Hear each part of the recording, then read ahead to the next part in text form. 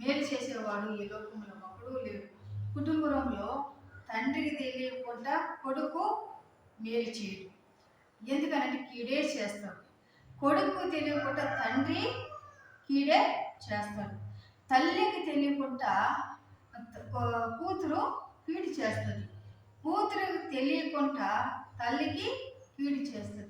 అలాగే మన కుటుంబంలో ఎవరినైతే మనము ముఖ్యంగా ఎవరినైతే నమ్ముకుంటా పోతామో వాళ్ళే మనకు కీడు చేసేవాళ్ళు. నీ ప్రేమ వాళ్ళ మీద చూపిస్తున్నావేమో వాళ్ళు కీడు చేసేవాళ్ళుగా ఉంటారు. నువ్వు ఎక్కువగా అభిమానించేవారుగా ఉంటావేమో వాళ్ళు నిన్ను కీడు చేసేవారుగా ఉంటారు అని చెప్తున్నాడు. దేవుడు వైపు చూస్తే మాత్రం నీకు అవన్నీ దొరుకుతాయి. నీకు కీడు ఎవరు చేయరు, నీకు ఎవరు హాని చేయరు. దేవుడి వైపు నువ్వు ఆనుకొని దేవుడి వైపు నువ్వు మంచిగా ఆలోచించుకుంటూ పోతుంటే దేవుడు కూడా నీ పట్ల మంచిగా ఆలోచన మంచిగా చేస్తూ పోతుంటాడు.